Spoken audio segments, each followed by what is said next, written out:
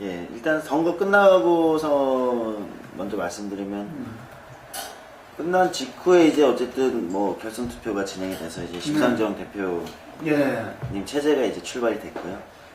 저는 거기서 이제 여기 정당 연구소 소장을 맡아달라는 제안을 받아서 사실은 뭐 정의당이 이제 큰 정당은 아니지만 그래도 이제 정당법상에 이제 모든 정당들이 정당 연구소 두게 되어 있는데 정당 연구소를 이제 30대한테 맡긴다는 건 이제 좀 나름 파격이기도 하고 예.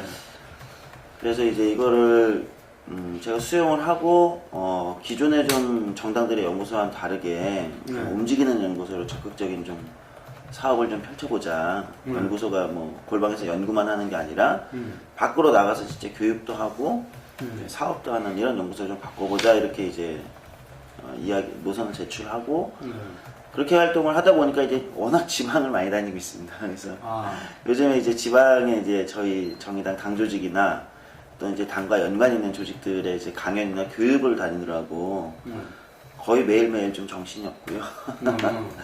그 사업을 이제 연구소 또 기본적인 사업들 좀 준비하고 이러느라고 이제 사실 굉장히 정신없게 보내고 있었습니다. 예, 그거는 확실히 달라진 것 같습니다. 예. 그러니까 이게 이제 정당이라는 게 묘한 게 지난번 이제 당대표 선거가 일정 정도 정의당이 또 새로운 분기점이 된 것 같아요. 지난번 당대표 선거가 치러지면서 이게 이제 단순히 새로운 심상정 대표라는 새로운 대표를 세웠다라는 의미보다 당대표 선거를 통해서 정의당 전체가 한번 이제 다시 뭐랄까 리부팅 됐다고 할까요? 이런 측면이 좀 생긴 것 같습니다. 그래서 새로운 에너지들이 생기고 그래서 지금 이제 매달 가입하는 그 신입당원의 수도 당대표 선거 이전으로 비교하면 2배 이상 꾸준히 늘어가지고 지금 이제 저희가 한 달에 그러니까 정의당 당대표 선거 전에는 6월 당대표 선거 전에는 한 달에 한 350명 정도씩 입당을 했었어요. 300에서 지금은 650에서 한 700명 정도씩 매달 그러니까 2배가 뛴 거죠. 매달 입당하는 당원 수가 계속 그렇게 예 매달 신입 당원이 계속 늘고 있다는 거죠. 그렇죠 매달. 그러니까 이런 정도 이런 거는 굉장히 고무적인 상황이죠. 그럼 지금 현재는 현황은 2만 명 정도. 이 2만 명은 거의 다 당비 내는. 그렇죠. 저희는 당비를 내지 않으면 당비는 어느 정도 냅니까? 기본적으로 10,000원인데요. 네, 근데 이제 뭐 청년 실업자나 뭐 주부나 이런 경우는 이제 5,000원으로 별도 조항이 있지만 기본 10,000원, 뭐 2만원, 뭐 3만원, 5만원 이렇게 가는데 신입당원 이제 전반적인 분위기에서 신입당원들이 많이 유입되고 있다는 측면도 그렇고요. 또한 이제 당 조직 체계가 이제 전반적으로 좀 정비가 되면서 뭐 당직자들이 굉장히 이제 젊은 당직자들로 이제 교체됐습니다. 아무래도 이제 지난 당대표 선거 때 문제의식이 새로운 기존에 못 보던 진보정당이 주목하지 못하던 다른 문제들을 좀 주목해야 되는 거 아니냐 이런 문제의식이 많이 제출이 되다 보니까 그 지금 당원 전체적으로 그거에 대한 공감도도 있었고 이러다 보니까 이제 그거에 걸맞추기 위해서 이제 새로운 당직자들 그러니까 30대 중후반이 이제 실장급들로 30대 후반, 40대 초반이 저희 이제 실장급들로 이제 쭉 다 승진을 하고 올라오면서 이제 본격적인 당직자에서 세대 교체가 물갈이가 엄청나게 그렇죠. 세대 교체가 됐네. 된 거죠 당직자에서. 예전 같으면 40대 후반, 50대에서 이제 실장급들이 있었는데 지금은 그러니까 비서실장도 이제 30살, 그 다음에 기획홍보실장도 38, 뭐 예를 들어 쭉 30대 중후반으로 다 후반, 40대 초반으로 교체가 많이 됐죠. 그러다 보니까 이제 사업 추진의 이제 에너지나 방식도 조금 달라졌고, 그다음에 이제 지역 당 조직들이 어쨌든 뭐 아시겠지만 당이라는 건 지역 조직들이 어쨌든 튼튼하게 뿌리를 내리고 있어야 이제 이게 작동하는 거잖아요. 중앙당만으로는 안 돌아가는 거니까요. 그래서 이제 지역을 많이 돌면서 제가 보니까 지역에서도 이제 많이 이제 에너지가 생겨가지고 독자적인 사업들을 많이 준비하고 있는. 이전에 이제 중앙당에서 내려주는 사업 그냥 하기에 바빴는데 이제는 그 지역 특색에 맞는 좀 독자적인 사업들을 고민하는 이런 지역들도 많이 생기고 이런 측면에서 많이 정의당이 뭐 일신했다 이렇게 지금 사실은 솔직히 말씀드리면 영남벨트 쪽이 여전히 복구가 잘 안 되고 있어요. 어려워요. 이게 진보정당의 분열 문제이기도 하고 또한 이제 노동운동이 이제 전반적으로 좀 고립되면서 이제 영남벨트에서 정치적으로 좀 어려운 상황, 창원, 울산 이런 데가 사실은 좀 복구가 잘 안 되고요. 정의당에서 제일 힘든 지역도 그 지역 당 조직 입장에서 제일 이제 취약한 지역도 그쪽입니다. 경남. 부산은 이제 좀 낫고요. 네, 뭐 대도시니까 기본적으로 이제 여론 흐름을 같이 가는 게 있으니까. 근데 이제 기존에 우리 텃밭이었던 진보의 텃밭이었던 울산, 창원 이런 데가 좀 많이 약해졌고요. 지금은 오히려 이제 예전에는 그렇게 진보정당이 활발하지 않았던 뭐 대전, 뭐 충남, 서산, 뭐 이런 데가 활발해지고 있고 대구 같은 데 굉장히 에너지가 많이 활발해지고 있고 조직이 그렇게 좀 바뀌고 있습니다. 근데 저는 일정 정도는 맞는 비판이라고 봅니다. 그러니까 정의당이 이제 진보정당의 여러 분열 과정을 겪으면서 기존의 진보정당들이 강력하게 중심 기반으로 잡고 있었던 노동, 농민, 어떤 기층 대중 조직에 기반한 이것을 많이 유지를 했어요. 유지한 상황에서 이제 위에다가 얹으면서 새롭게 이제 끌어온 정당이기 때문에 사실은 그 튼튼한 조직적 기반은 많이 유실되어 있는 상황입니다.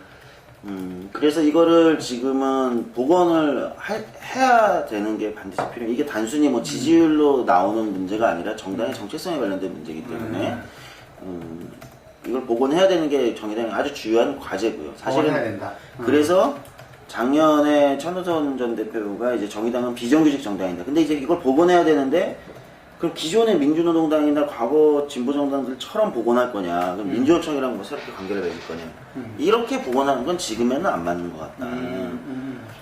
기층 노동에 기반한다고 했을 때 이것은 오히려 정의당이 지금 주목해야 되는 건 기존의 강력한 뭐 민주노총 총연맹이란 뭘 한다는 것보다는 올해 비정규직 노조, 기존에 주목하지 못했던 노동 문제들 이런 단체들하고 먼저 지금 한 게 중요하다. 그러면서 기존의 이제 산별 노조들하고도 이제 관계를 잘 조직적 관계를 이제 복원해 나가는 이런 방식으로 가야 되지 않을까 이런 고민을 많이 하고 있고요. 그래서 최근에 진보 재편 논의에서도 이제 노동정치연대 같은 이제 기존의 노동 쪽에 있었던 분들하고도 이제 새롭게 정의당과 함께 하자 이런 논의를 진행하고 있지만 또 한편에서는 이제 제가 당대표 선거 때 제기했던 노동운동 밖의 노동 이 문제에 대한 것도 같이 또 병행적으로 준비를 해나가는 뭐 청년 유니온이나 민달팽이 유니온이나 등등등 새롭게 등장하는 이제 주변부에서 기존 민주노총이나 한국노총이 포괄하지 못했던 이 노동 문제도 여기하고도 이제 스킨십이나 관계를 새롭게 조직 관계를 가져가려고 노력을 병행을 하고 있습니다. 저는 이렇게 생각해요. 그것이 단순히 정당의 어떤 지지율로 당장에 나오지 않더라도 그걸 꾸준히 해나갈 수밖에 없다. 그게 결국은 그 정당의 향해 그 정당의 어떤 정책 의제나 어떤 아젠다를 중시하는가 그런 것들이 계속 나올 수 있는가 개발될 수 있는가에 어떤 토대가 기본이 된다고 생각해요. 그래서 할 수밖에 없다고 생각하고요. 근데 이제 화이트 칼라 아까 얘기하셨는데 또 흥미로운 건 이제 과거에 민주노동당이 이제 민주노총하고 배타적 지지 관계로 조직적 어떤 게 있었고 최전성기를 달릴 때 아까 15% 뭐 10%를 상회하는 지지를 얻을 때도 흥미로웠던 건 이제 노동계층에서의 지지율보다는 그때도 화이트 칼라에서 지지율이 높았어요.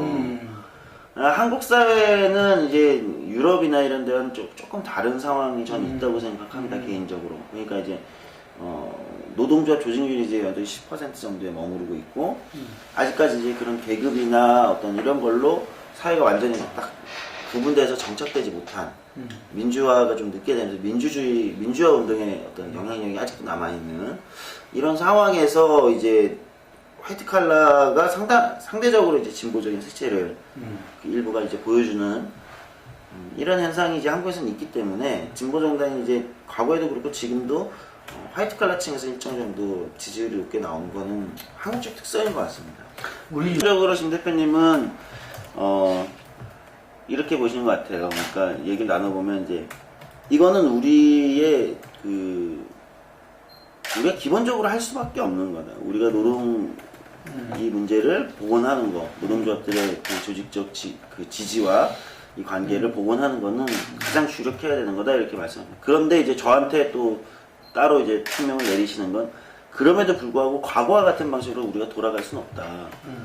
조성주 소장이 기존의 노조들이 대표하지 못하는 다양한 노동 또는 의제들 이런 거를 많이 가져와서 당연히 붙여줬으면 좋겠다. 이 과정에서 이 과정이 마치 새롭게 결집하고 재편되는 과정이 과거 거를 복원하는 형태가 돼서는 안 된다. 이 문제의식을 많이 갖고 계신 것 같습니다. 그리고 이제 한편으로는 역할 분담도 되고. 그렇죠. 그런 거를 많이. 그래서 본인은 이제 기존의 조직 노동을 많이 만나시고 저한테는 이제 거기에 포괄되지 않는 노동을 많이 만나달라 이런 얘기를 하시죠. 이제 약간 난항을 겪고 있습니다. 아주 솔직하게 말씀드리면 이제 노동당에서 대표시 하더만은 다시 그렇죠. 정보됐다고. 저희가 이제 11월까지 완료하기로 이제 일단 해놓고는 있는데 네. 노동당에서 이제 탈당하신 분들하고 네. 그다음에 이제 국민 모임이라고 이제 만드신 이제 주로 교수님들이나 이런 분들하고 그다음에 주로 이제 산별노조들에서 온 이제 노동정치연대 이분들하고 이제 정의당하고 사자간의 논의를 쭉 진행을 해야 하는데요. 뭐 다른 쟁점들은 많이 좁혀왔어요. 이제 같이 통합을 해야 된다 이런 것까지 왔는데 지금 이제 당명 같은 걸 어떻게 할 거냐, 뭐 지도 체제를 어떻게 할 거냐 이런 문제들을 이제 몇 군데 단위에서 제안을 해주시고 있는데 거기에서 조금 서로 간에 이견들이 좀 있어서 요거를 이제 마지막 의견들을 좀 조율을 좀 해보자. 10월 동안. 지금 그런 상황에 있습니다. 아마 연내에 마무리되지 않을까 싶습니다. 제 예상. 어떤 분들은 좀 오해를 하시는데 네. 제가 뭐 2세대 진보 정치라는 이제 단어를 쓰니까 이게 마치 뭐 1세대는 다 가라. 뭐 이렇게 이제 뭐 1세대 무용론처럼 얘기하는 거 아니냐. 심정적으로 느낄 수 있죠. 그렇게. 네.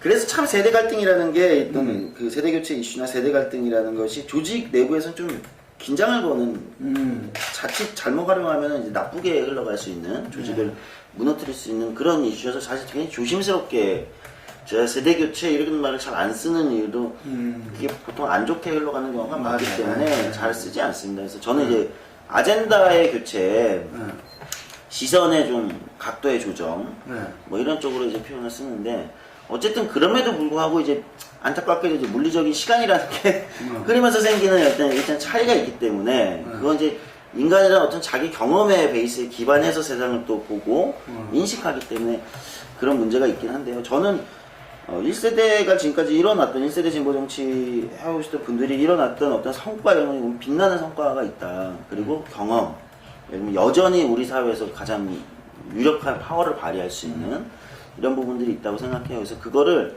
지금 어떻게 하려면 그거를 저는 당연히 적극적으로 활용해야 된다. 그런데 이거를 이게 기존의 스타 마케팅 말씀하셨는데 대표님 기존의 스타 마케팅은 제 느낌에는 이렇습니다. 그 개개인이 하나씩 기획사인 거예요. 노회찬 기획사, 심상정 기획사, 무슨 기획사가 있고 그 기획사도 자기네 제품인 거죠. 마치 이렇게.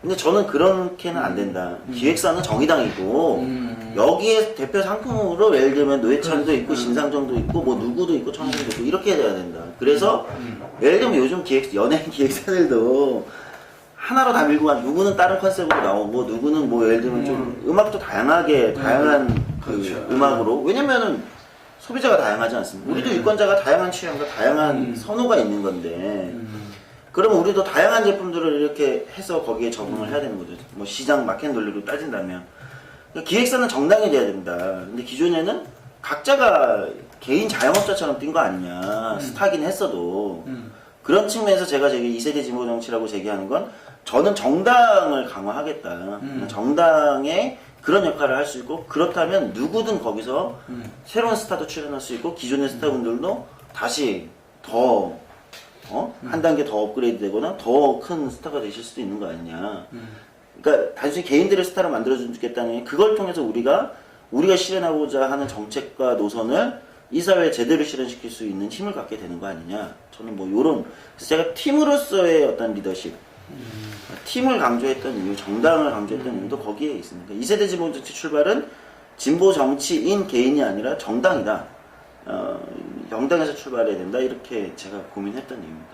그 부분은 지금은 제가 있는 미래정치센터 여기 연구소보다는 당에 그래서 미디어실에 뉴미디어를 따로 설치를 했어요. 예. 저희가 이제 심상정 대표님이 아마 그 대표님의 받아서 그렇게 하셨는 것 같은데 뉴미디어 담당을 해가지고 거기가 지금 전략을 짜고 있습니다. 그 SNS를 당이 어떻게 통합 관리할 거냐.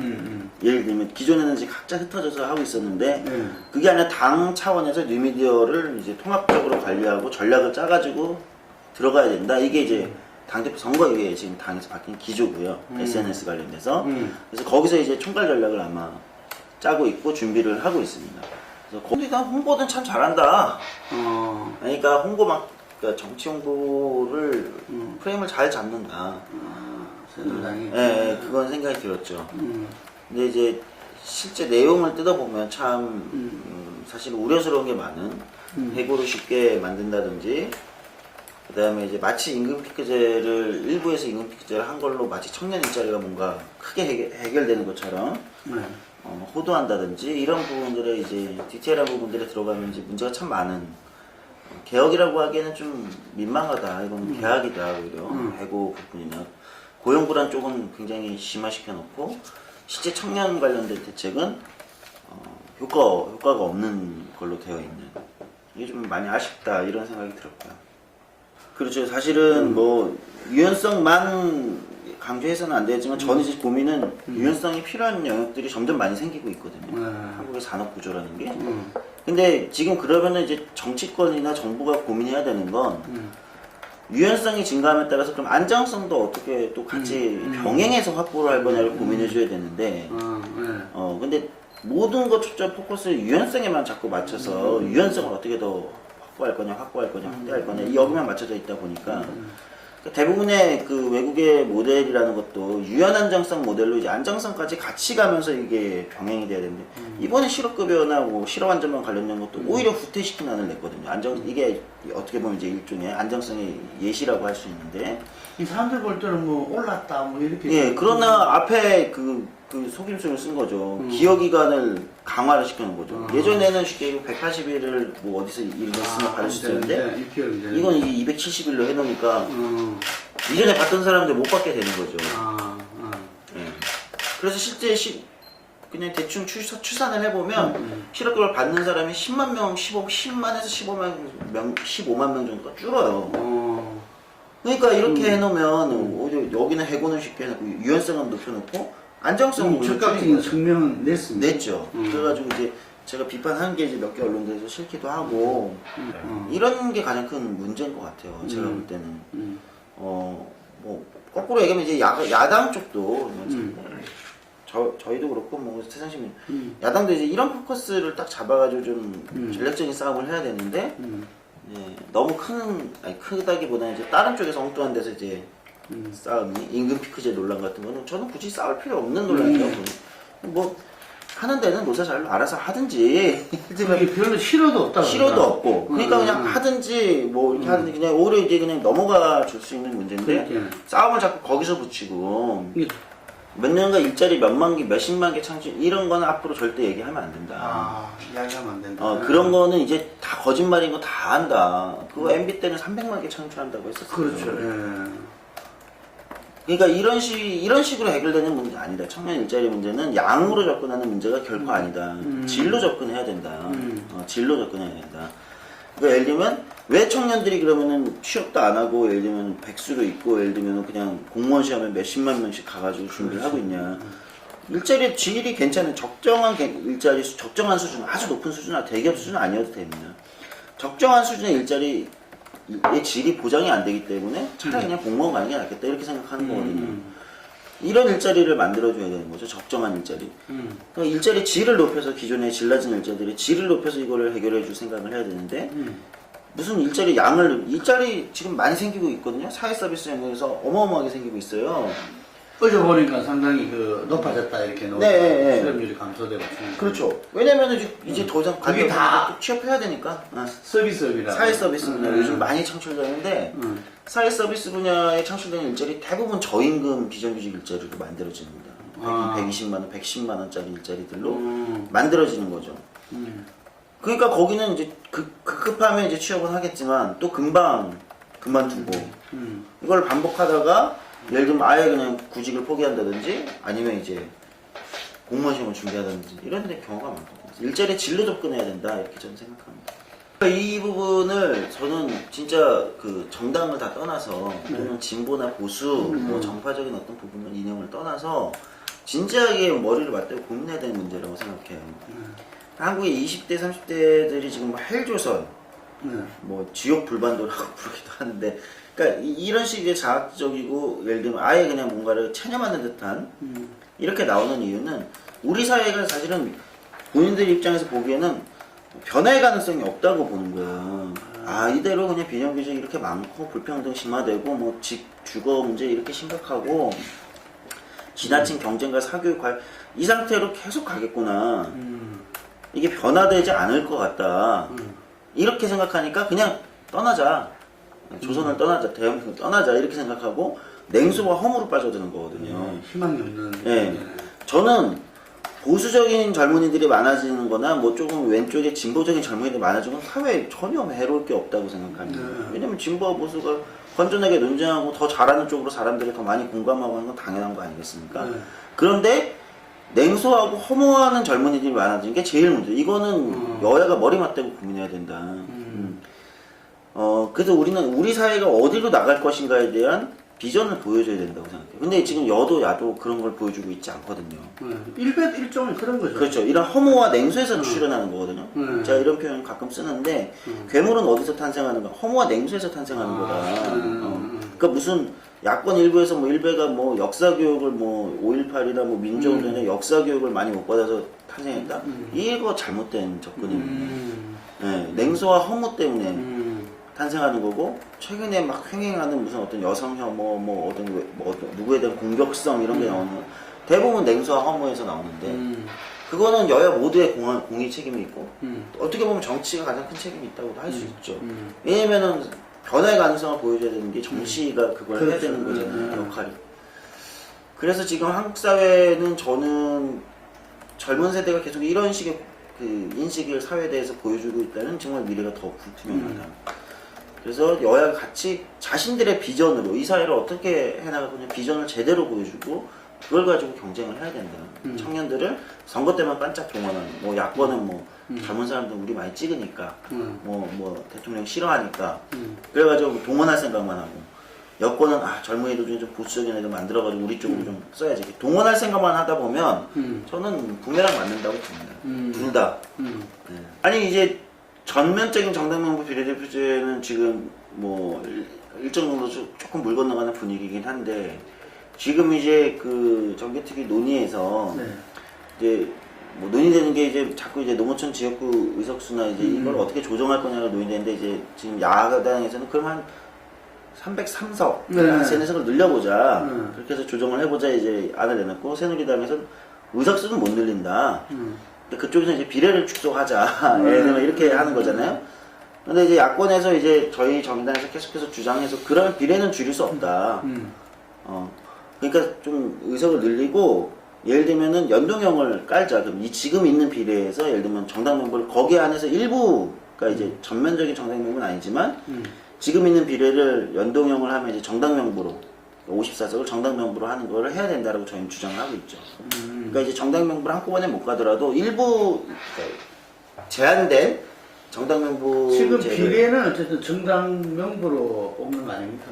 근데 연동형을 하는 거죠.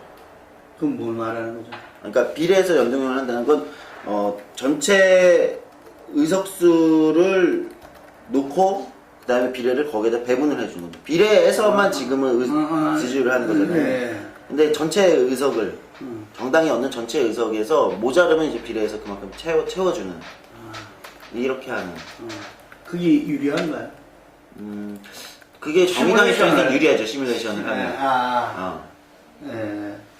국정화에 대해서는 이게 지금 국정화냐 거민정이냐 국정교과서냐 사람들한테 이렇게 보이기보다는 좌편향 교과서냐 예를 들면은 우편향 아니면 좌편향 교과서냐 아니냐 저는 그렇게 보고 있는 것 같아요 국민들이. 네. 그래서 지금 교과서를 좌편향으로 보는 사람들이 예를 들면 한 47.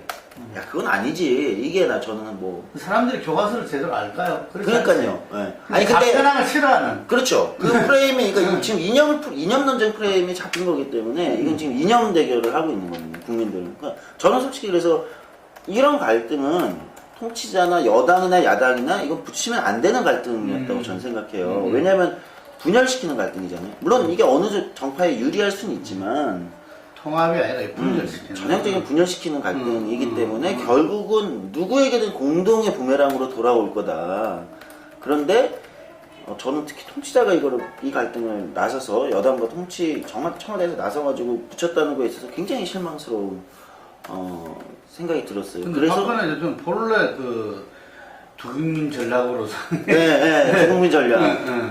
그래서 제가 참 어떻게 보면 저는 박근혜 대통령이 좀 얘기가 셌을 수 있지만 저는 박근혜 대통령이 아마 역대 대통령 중에 가장 큰 성과를 낼 수 있는 대통령일 거라고 예상을 했었어요, 개인적으로. 왜냐면 강력한 보수의 지지기반이 있고, 그러니까 오히려 이제 보수에서 좋은 보수가 좋은 성과를 내기가 더 좋잖아요, 아무래도. 그래서 좋은 성과를 낼 수 있는 좋은 보수의 노선을 이야기했죠. 네, 그런데 돌변해서 두국민 전략으로, 그러니까 쉬운 길, 어떻게 보면 쉬운 길, 그리고 이제 그런 거를 계속 선택하시면서 오히려 나쁜 정치를 계속 하시는 걸 보면서 실망을 좀 많이 했고, 내가 기대했던, 저야 이제 이념적으로 진보지만, 좀 실망이다. 그러니까 큰 정치를 하시는 분인 줄 알았는데, 그래도 아무리 의견이 달라도, 그렇지 않구나 이런 생각을 했고, 이번 거는 저는 박근혜 대통령, 이거는 최악의 저기를 하신 거다. 왜냐면 총선에 유리할까? 이게 여당이 그런 총선 전략 차원에서 한 거라는 느낌보다 대통령의 개인 의중이 너무 많이 반영된 거 아닌가? 이런 생각이 들어서 저는 좀 너무